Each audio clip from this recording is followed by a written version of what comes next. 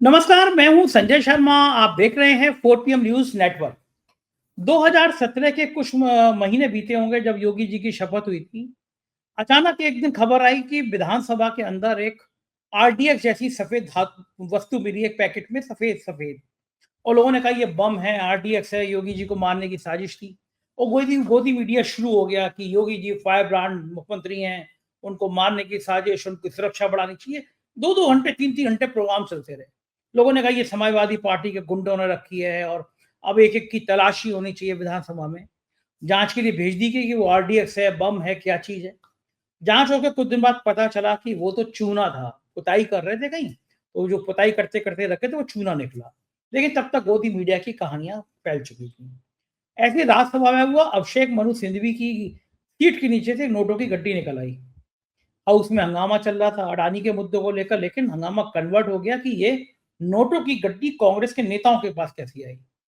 अमित मालवीय ने तुरंत ट्वीट कर दिया कि ये तो कांग्रेस भ्रष्टाचार करती है, और कांग्रेस के लोग हमलावर हो गए कि भैया जिम्मेदार आपकी है, जांच कराइए। कांग्रेस के लोग नाराज थे धनखड़ साहब पे कि आपने बिना जांच किए अभिषेक मनु सिंघवी का नाम कैसे दे दिया। और मनु अभिषेक जी जाने माने देश के वकील हैं और दिन भर हंगामा चलता रहा।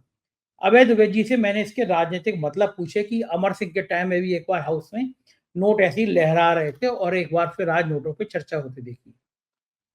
उधर मैंने अभय जी से पूछा कि अपने नाराज फूफा जी होते शिंदे था, उनकी हालत तो बड़ी रही, बड़ी खराब निकली, गृह मंत्रालय मिल नहीं रहा है वहां, तो अब क्या होगा। और उन्होंने बड़े रोचक जवाब दिए। बहुत अच्छी बातचीत है। मैं आपको ले चलता हूँ अभय दुबे जी के पास, इस रिक्वेस्ट के साथ कि चैनल को सब्सक्राइब करना और ज्वाइन करना ना भूलें। चलते हैं अभय दुबे जी के पास। 4 PM न्यूज नेटवर्क में स्वागत है अभय दुबे जी आपका। शिंदे जी को लेके मुझे बड़ा तरस आ रहा है, बेचारों ने इतनी मेहनत करी, इतने फोटो लगाए, इतनी बड़ी बढ़िया योजनाएं, और देवेंद्र फडणवीस ने इंटरव्यू किया जानबूझ के आज तक को और एबीपी पे, और कह दिया कि भैया गृह मंत्रालय तो इसलिए हमारे पास रहना जरूरी क्योंकि केंद्र से बहुत तालमेल रहना पड़ता है। यानी कि जो मुख्य मांग थी गृह मंत्रालय, अगर मुख्यमंत्री नहीं तो गृह मंत्रालय। शिंदे जी ने, शायद लोग कह रहे हैं कि जो मैं बीमार हो गया हूं, मैं आया नहीं और वो चले गए थे घर पे, वो सब नाटक इसीलिए था कि भाई ये तो शिंदे को समझ में आ गया था मुख्यमंत्री नहीं बन रहा। लेकिन कम से कम गृह मंत्रालय मिल जाए। पुलिस का बड़ा रौला होता है वहां पे, फिल्म एक्टर एक्ट्रेस रहते हैं, तो पुलिस वहां पे बड़ा मुख्य भूमिका में रहती है, तो कम से कम इतना मिल जाए। लेकिन आज देवेंद्र फडणवीस ने साफ कर दिया कि इस मामले में भी नो, कोई मतलब नहीं है, गृह मंत्रालय भी उन्हीं के पास रहेगा। आपका क्या मानना है इस पूरे घटनाक्रम पर? आपकी क्या टिप्पणी है? क्या इससे आसानी से सरकार चलती रहेगी या फिर महाराष्ट्र में थोड़े झटके लगते रहेंगे?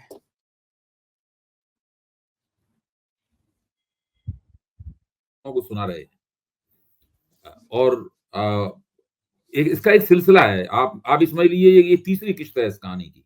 धारावाहिक चल रही है कहानी ये महाराष्ट्र की, और इस कहानी का एक शीर्षक है जो मैंने आज इसको दिया है। वो कहानी का शीर्षक ये है कि शानदार बहुमत, अस्थिर सरकार। ये इस कहानी का शीर्षक है।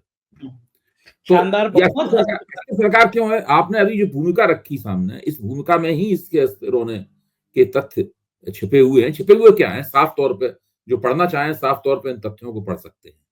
आप जरा सोचिए इस बात को कि आपने एक उप मुख्यमंत्री बनाया है, एक ऐसा उप मुख्यमंत्री जो कि बिल्कुल आखिर तक ये आश्वासन देने के लिए तैयार नहीं था कि वो सरकार में शामिल होने के लिए जा रहा है। जो गृह मंत्रालय वाला मामला है, इससे हम थोड़ा सा दूसरे दौर, इस वार्ता के दूसरे दौर में चर्चा करेंगे। पहला दौर वही है, जरा उस कहानी को फिर से हम लोग दोहराएं और उसमें नए तथ्यों को जोड़ें, तो वो मेरे ख्याल से हमारे दर्शकों के लिए ज्यादा जानकारी पूर्ण होगा और वो भी इस विश्लेषण को समझ पाएंगे। देखिए, 5, 5:30 बजे शपथ लेनी थी देवेंद्र फडणवीस को, लेकिन 2:30 बजे तक महाराष्ट्र के राज्यपाल के पास कोई भी सूचना किसी किस्म की नहीं थी, किसी का भी कोई लेटर नहीं था। 2:30 बजे तक राज्यपाल को नहीं पता था कि वास्तव में आज शाम को शपथ होगी या नहीं होगी। बस केवल गोदी मीडिया चला रहा था कि शाम को 5:30 बजे शपथ होना तय है।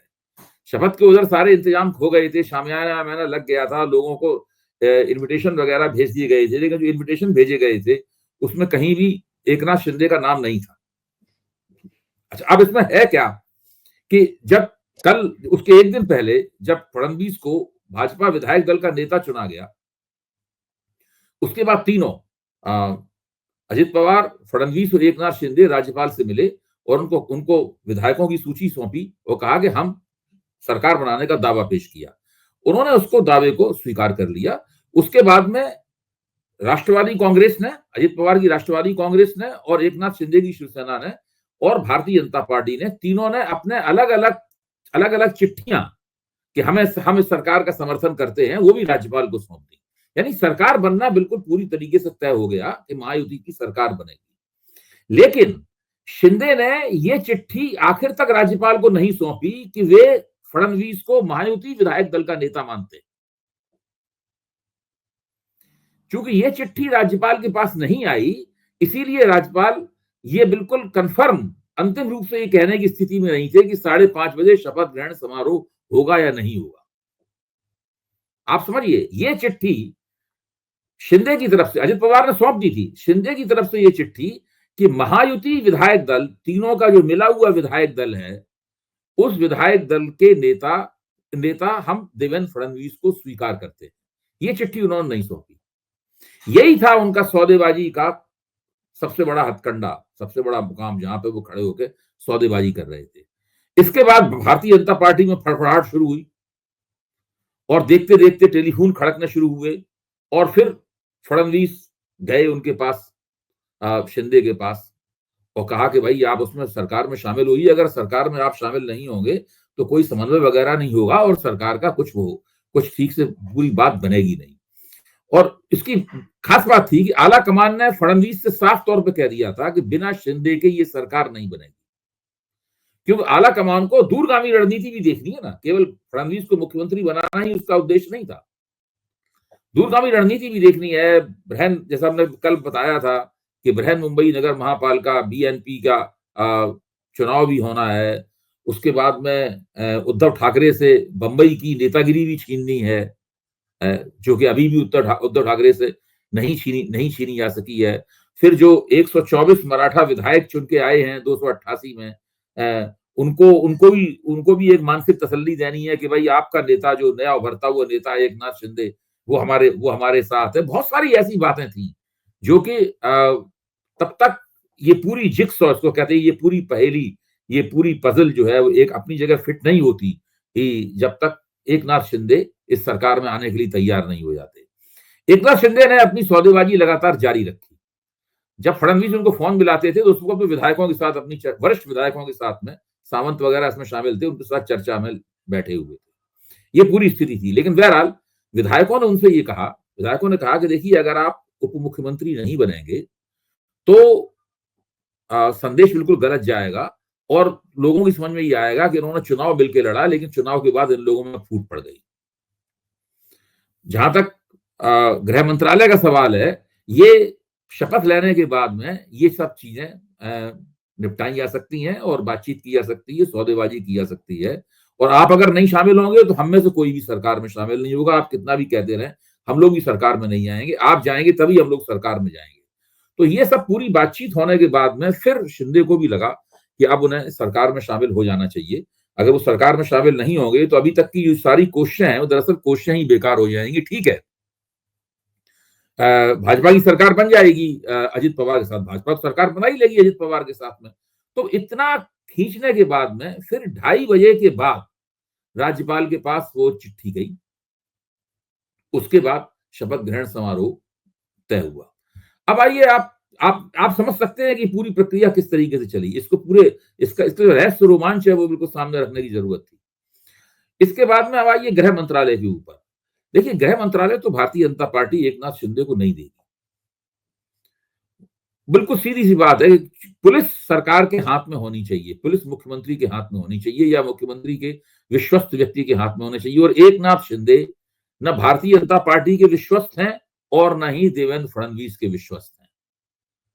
वो बिल्कुल तय है पहले से, उनको कोई मंत्रालय मिले कोई ना मिले, वो एक पैरेलल गवर्नमेंट चलाने के लिए जा रहे हैं। महाराष्ट्र में 2 सरकारें चलने वाली हैं। एक सरकार देवेंद्र फडणवीस चलाएंगे और उसी के समांतर दूसरी सरकार एकनाथ शिंदे चलाएंगे। और अगर एकनाथ शिंदे दूसरी समांतर सरकार नहीं चलाएंगे तो उनकी नेतागिरी धीरे धीरे करके खत्म हो जाएगी। यही भाजपा चाहती है। वो अपनी नेतागिरी को तभी बचा सकते हैं जबकि वो फडणवीस के मुकाबले घोषित रूप से अपनी सरकार चलाएं, छुप के भी नहीं। ऐसा भी नहीं कि सामने फडणवीस की ठकुर सुवाती करते रहे और पीठ पीछे सरकार चलाए, ऐसे भी नहीं। घोषित रूप से अपनी सरकार चलाएं, और फडणवीस ने उनको मनाने के लिए, यहां तक मैंने कल भी बताया था, यहां कहा भी कि सरकार में आपका वही हस्तक्षेप रहेगा, वही दबदबा रहेगा जब आप मुख्यमंत्री थे, वैसा था। तो ये स्थिति महाराष्ट्र की है।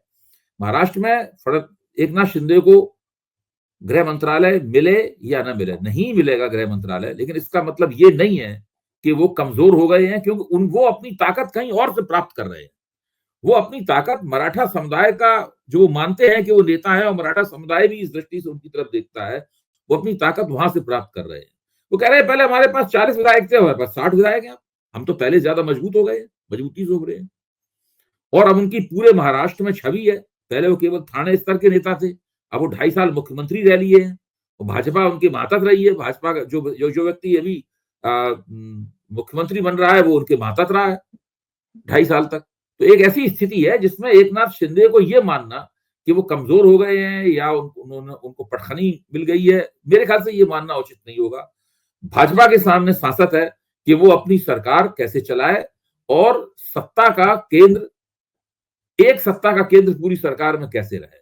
सत्ता के 3 केंद्र होंगे, एक केंद्र काफी निष्प्रभावी होगा जो अजित पवार का केंद्र है, लेकिन 2 केंद्र बिल्कुल समान ताकत के होंगे और दोनों अलग अलग अपनी सरकार चलाएंगे। इसको देखते हुए मुझे नहीं लगता कि ये सरकार बहुत लंबे अरसे तक चलेगी, इसके पास विधायक कितने भी, क्योंकि इसमें इस तरह की परिस्थिति में इतना तनाव पैदा होता है, इतना कॉन्फ्लिक्ट होता है, इतना घर्षण पैदा होता है कि इस तरह की सरकार चलना बहुत मुश्किल होती है। महाराष्ट्र में ईवीएम, वोटर लिस्ट में गड़बड़ी, इस तरह के तमाम आरोप महाविकास आघाड़ी ने लगाए हैं। कांग्रेस ने मुखर होकर कहा है, क्या एक संभावना ये भी बन सकती है कि महाविकास आघाड़ी के सभी विधायक इस्तीफा दे दें, ये कहें कि ये चुनाव ईमानदारी से नहीं हुआ है? आज सोशल मीडिया पे ऐसी खबरें तैरती रही, क्या ये संभव है? दे सकते हैं वो? देखिए, जो भारत के जो जो गैर भाजपा विपक्ष है, अगर मेरी राय अगर आप पूछें, मेरा आकलन पूछें, तो मैं कहूंगा अभी गैर भाजपा विपक्ष में ये हिम्मत नहीं पैदा हो पाई। ये काम वैसे भी केवल 2 बार हुआ है भारत के चुनावी इतिहास में। एक बार शायद 1971 में, जब सिद्धार्थ शंकर रे के नेतृत्व में कांग्रेस ने जबरदस्त रूप से रैगिंग की थी, और उस वक्त सब ज्यादातर वही लोग जीत के आ गए थे, तो वाम मोर्चे के लोगों ने कहा था कि हम सबको इस्तीफा देते हैं, हम नहीं, विधानसभा में नहीं बैठेंगे। मतलब वो एक वो था मामला। और शायद दूसरा मामला तब था जबकि असम में चुनाव का बहिष्कार किया गया था, जब असम में बहिरागतों के खिलाफ आंदोलन चल रहा था। ये 80 के दशक की शुरुआती बात है, इंदिरा गांधी प्रधानमंत्री थी, तब वो बात हुई थी। इसके अलावा मुझे और कोई ऐसा कोई उदाहरण नहीं दिखाई पड़ता जब ऐसा किया गया हो। देखिए, अगर ये लोग ऐसा करें तो पहली बात तो इन्हें अपना पूरा केस बनाना चाहिए। ये केवल संदेह के आधार पर इल्जाम लगाना या कोई छोटे मोटे उदाहरण देके अपनी बात को साबित करने की कोशिश करना, इससे नहीं बनेगा। उन्हें सिलसिलेवार मजबूती से अपना एक केस बनाना चाहिए और पूरा पेश करना चाहिए जनता की अदालत में। बड़े पैमाने पर उसकी अभियान चलाना चाहिए, मुंबई की सड़कों पर निकलना चाहिए, और उसके बाद कहना चाहिए कि हम अब विधानसभा में नहीं जा रहे, आप अकेले सरकार चलाइए, आपने बेईमानी से चुनाव जीता है, हम बाहर रहेंगे और बाहर रह के जनता के बीच में काम करेंगे, प्रोटेस्ट करेंगे, प्रतिरोध करेंगे, आंदोलन करेंगे, धरना देंगे, हम विधानसभा में नहीं जा रहे, आपने चुनाव बेईमानी से जीता है। और इसके लिए ये केवल महायुति का मामला नहीं है, ये मामला केवल महाविकास आघाड़ी का मामला नहीं है, ये केवल शरद पवार की पार्टी का या उद्धव ठाकरे की पार्टी का या नाना पटोले की पार्टी का मामला नहीं है। इसके ऊपर पूरे इंडिया गठबंधन की बैठक होनी चाहिए, तमाम विपक्षी दलों को बुलाना चाहिए, कोशिश करनी चाहिए वे दल भी आए जो भाजपा के साथ नहीं जुड़े हैं और आघाड़ी में भी नहीं है और इंडिया गठबंधन में नहीं है, उनको भी बुलाकर बड़े पैमाने पर इसकी एक दिल्ली में गोलबंदी होनी चाहिए। एक राष्ट्रीय स्तर पर आंदोलन की पूरी रूपरेखा बननी चाहिए। ये सब ऐसे ही नी जर्क रिएक्शन की तरीके से सब काम नहीं हो सकते, इतना बड़ा कदम नहीं उठाया सकता। इसके लिए इन लोगों को काफी काम करना पड़ेगा। मतलब वो केवल ऐसा नहीं है कि एक बार ही कदम उठा लिया, इस कदम को वापस तो आप ले नहीं सकते। फिर तो आपको आगे बढ़ते ही चले जाना होगा उसमें। फिर ये कहां तक जाएगा, इसके बारे में पहले आकलन करना होगा, किस सीमा तक आप उसको ले जाएंगे। अभी दिल्ली में चुनाव होने वाले हैं, महीने भर बाद दिल्ली में चुनाव का डंका वैसे ही पिट चुका है। जनवरी में तो धूम हो जाएगी पूरी तरह चुनाव की। क्या कांग्रेस दिल्ली के चुनाव में भाग लेगी? और इंडिया गठबंधन में आम आदमी पार्टी भी है, तो क्या वो उसके कांग्रेस के इस कदम का समर्थन करेगी? वो कुछ मतलब देखिए, ये बहुत बहुत मुश्किल, बहुत ट्रिकी क्वेश्चन है। छोटी बात है। इस बीच में एक मजेदार बात हुई। मैंने पहले देखता था कि संघ जो है वो सीधे सीधे सरकार में कोई हस्तक्षेप नहीं करता था। सरकार बनवा करता था, प्रचार अधूरे रहते थे, अपने हिंदुत्व की बातें किया करते थे। देखिए पिछले कुछ सालों से संघ के जो प्रचारक, जो संगठन मंत्री बन के जाते हैं सरकारों में, वो हर तरह के धंधे करने लगे हैं। वो बड़े बड़े बिल्डर के संग धंधे करने लगे हैं। उत्तर प्रदेश में एक बहुत बड़ा बिल्डर है, उन्होंने कई लोगों को साहब ने बेसहाय कर रखा है। उस बिल्डर के संग एक संगठन मंत्री का नाम आया, उसके इनकम टैक्स की रेट पड़ी तो 400-500 करोड़ की तो जमीन इनकम टैक्स ने सीज कर दी। तो संगठन मंत्री लोग जा रहे हैं, वो तबादले, ट्रांसफर, पोस्टिंग, कृष्ण गोपाल जी बड़े बड़े IAS अफसर उनके यहाँ जी हजूरी करते थे। लखनऊ के कलेक्टर साहब बहुत दिनों तक उनकी कृपा पे बने रहे। इस तरह के कामों में इन्वॉल्व होते हैं। ये सारी बात मैं आपको इसलिए बता रहा हूँ कि बहुत मजेदार सीन हुआ। आज महाराष्ट्र में मेरे एक मित्र है, वो सीनियर IAS है वहां पे। उनका फोन आया मेरे पास, बोले संजय जी आपके तो नागपुर में पत्रकार भी हैं, कोई संघ कार्यालय से कोई रिश्ता निकल सकता है नागपुर में? मैंने क्या हो गया? बोले कि अब महाराष्ट्र में जो ट्रांसफर पोस्टिंग होंगी अच्छी, वो RSS के कहने पे होंगी। देवेंद्र फडणवीस बिल्कुल RSS का प्रोडक्ट है। ये महाराष्ट्र की ब्यूरोक्रेसी में चर्चा हो गई। RSS के प्रचारक को पकड़ लो, RSS के नागपुर मुख्यालय को पकड़ लो। तो क्या लगता है कि संघ चलाएगा महाराष्ट्र? भाई आपने तो एक ऐसा सवाल छेड़ दिया है जिसके ऊपर निकट भविष्य में चर्चा होने वाली थी, लेकिन आपने चर्चा शुरू कर दी। देखिए अभी तक क्या होता था कि नरेंद्र मोदी की सरकार थी, भारतीय जनता पार्टी की, और नरेंद्र मोदी की सरकार थी केंद्र में, और उस सरकार ने राष्ट्रीय स्वयंसेवक संघ का सरकार में कितना हस्तक्षेप होगा इसकी सीमाएं तय कर रखी थी, और वो सीमा थी शिक्षा और संस्कृति का क्षेत्र। ये हिस्सा पूरी तरीके से संघ को दे रखा था, और उसमें नरेंद्र मोदी और दूसरे लोग कोई हस्तक्षेप नहीं करते थे। संघ जैसे चाहता था उस हिस्से को चलाता था। किस यूनिवर्सिटी में कौन सा वाइस चांसलर लगना है, कहां असिस्टेंट प्रोफेसर लगना है, यूनिवर्सिटी के अंदर किसको प्रमोशन देना है, शिक्षा नीति किस तरह बननी है, ये तमाम चीजें राष्ट्रीय स्वयंसेवक संघ तय करता था। इसमें कोई हस्तक्षेप नहीं था। इसके बाहर जब भी संघ हस्तक्षेप करने की कोशिश करता था, मोदी जी उसमें टांग अड़ाते थे, कहते थे कि अब ये इस तरह से नहीं होगा। मुझे अच्छी तरीके से याद है कि बिहार चुनाव के बाद में संघ ने कहा कि सरकार और संघ में कुछ अधिक समन्वय होना चाहिए। मोदी जी साफ कहा कि आप पार्टी के साथ समन्वय कीजिए, सरकार के साथ आपका समन्वय नहीं होगा, जितना होना था वो हो चुका। तो मोदी जी उसको वहीं पर एम्बार्गो लगा देते थे, रोक देते थे।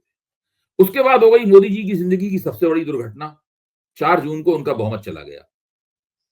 तो वो जो उनका बहुमत गया, उसके बाद से संघ ने अपने पांव पसारने शुरू किए, और उसने अब पूरी सरकार को अपने दायरे में ले लिया है। देखिए अब महाराष्ट्र में देवेंद्र फडणवीस को जिस तरीके से मुख्यमंत्री बनाया गया, उसमें भी संघ की जबरदस्त भूमिका है, प्रभावी और निर्णायक भूमिका। और ये बात बिल्कुल सही है कि फडणवीस संघ के व्यक्ति हैं,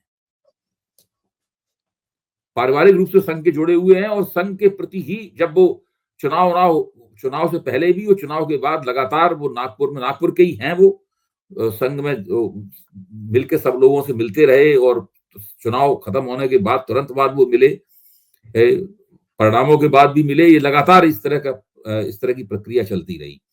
इसलिए ये आकलन करना काफी हद तक सही है कि अब महाराष्ट्र में भाई साहब लोगों की बनेगी। भाई साहब जो है वो कहते हैं प्रचारकों को भैया जी, नहीं मैं भाई साहब, मेरा मानना है कि भाई साहब कहते हैं उत्तर प्रदेश में, और सब जगह दिल्ली में भी भाई साहब कहते हैं। भाई साहब कहते हैं दिल्ली में, तो दिल्ली यूनिवर्सिटी में और दूसरे विश्वविद्यालयों में जहां वहां सब भाई साहब लोग चाहते हैं, उसी का अपॉइंटमेंट होता है। लोग आपस में बात करते हैं कि भाई साहब लोगों के पास चले जाओ, भाई साहब लोग किस भाई साहब को पटा रखा है, ये चलती है बात। अच्छा, हमने वो जमाना भी देखा है जबकि भारतीय जनता पार्टी की तरफ से किसको टिकट मिलेगा, इसमें जिले का जो कार्यवाह होता था, जिले का जो संघ का कार्यवाह होता था, उसकी बड़ी प्रमुख भूमिका होती थी और वो बहुत पृष्ठभूमि में रहता था, लोग सक्रिय होकर सामने नहीं आता था, लेकिन उसका एक महत्व होता था, लोग उसके इर्द गिर्द घूमते थे और उसको प्रभावित करने की कोशिश करते थे कि अगर वो सिफारिश कर देंगे तो हमें टिकट मिल जाएगा। फिर भी जितनी भी उसकी गतिविधियां होती थी उसका हस्तक्षेप होता था, पृष्ठभूमि में रह के होता था। अब हरियाणा चुनाव में और महाराष्ट्र चुनाव में ये पृष्ठभूमि जो है वो अग्रभूमि में आ गई। संघ अब खुलकर एक राजनीतिक दल की तरह आचरण करने लगा है। अब संघ के स्वयंसेवक भाजपा को, पहले संघ के स्वयंसेवक भाजपा को कर्ज में दिए जाते थे, लोन दिए जाते थे। नरेंद्र मोदी से लेके, लालकृष्ण आडवाणी से लेके, अटल बिहारी वाजपेयी से लेके और देवेंद्र फडणवीस तक और नितिन गडकरी तक सारे लोग भाजपा के प्रचारक, संघ के प्रचारक हैं जो भाजपा को कर्ज में दिए गए हैं। तकनीकी रूप से संघ अपना कर्ज वापस मांग सकता है कभी, हालांकि ये व्यवहारिक रूप से संभव नहीं है, लेकिन तकनीकी स्थिति तो यही है। अगर कहीं कोई खाता है तो खाते में लिखा हुआ है कि भाजपा को ये ऋण दिया गया है, इस ऋण को कभी भी सूद सहित या बिना सूद के वापस मांगा जा सकता है। और संघ दरअसल उस ऋण को अब सूद सहित वापस चाहता भी है और उसका यही मतलब है कि वो पूरी तरीके से हर चीज का राजनीतिक श्रेय लेगा। संघ बाकायदा सरकार चलाएगा और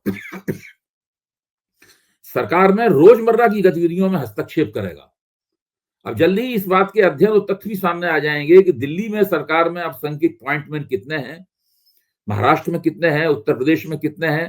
पहले तो काफी कम थे, पिछले 10 साल में अटल बिहारी वाजपेयी के जमाने के मुकाबले कम थे। श्यामलाल यादव की इंडियन एक्सप्रेस में रिपोर्ट छपी थी, उसमें सारा जिक्र भी था, तब कितनी संख्या थी, अब कितनी संख्या है। लेकिन जल्दी ही अब ये भी स्पष्ट हो जाएगा कि पहले के मुकाबले संघ किस तरीके से सरकार की गतिविधियों को केंद्र में और राज्यों में नियंत्रित कर रहा है। और महाराष्ट्र में तो ये निश्चित रूप से होने वाला है, क्योंकि महाराष्ट्र की जीत संघ मानता है कि केवल उसी का योगदान है, केवल उसी के दम पे ये जीते हैं चुनाव, वरना जीत ही नहीं सकते थे। हरियाणा में भी उनका कहना था, संघ में, महाराष्ट्र में और भी ज्यादा उसका कहना। ये अब निश्चित रूप से कि उसका हस्तक्षेप लगातार बढ़ता रहेगा। उधर बहुत मजेदार बात हो रही है, राज्यसभा में नोटों की गड्डी मिल रही है। यहाँ लोगों के पास में खाने के पैसे नहीं है, राज्यसभा में नोटों की गड्डी मिल जा रही है। जब 2017 में योगी सरकार बनी थी अभय जी, तो विधानसभा में एक सदस्य की सीट के नीचे सफेद रंग का चूने जैसा पाउडर मिला था। पूरे दिन गोदी मीडिया के चैनल पे एक घंटे प्रोग्राम चले थे कि विधानसभा में आरडीएक्स टाइप की कोई चीज मिली है, विस्फोटक मिला है, योगी को मारने की साजिश की जा रही है। 2-3 घंटे के प्रोग्राम बने थे, योगी की सिक्योरिटी बढ़ा दो, एनएससी दे दो, और सवाल खड़े हुए कि समाजवादी पार्टी के गुंडे लाए हैं, सपा के गुंडों ने विधानसभा में लिया, इनकी तलाशी होनी चाहिए।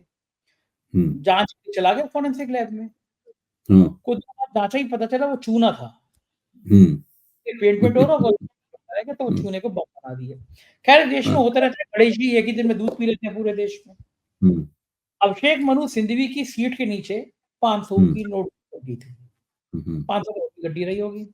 अभिषेक मनु सिंघवी कह रहे हैं कि मैं केवल एक 500 करोड़ लेके आता हूँ जब चलता हूँ।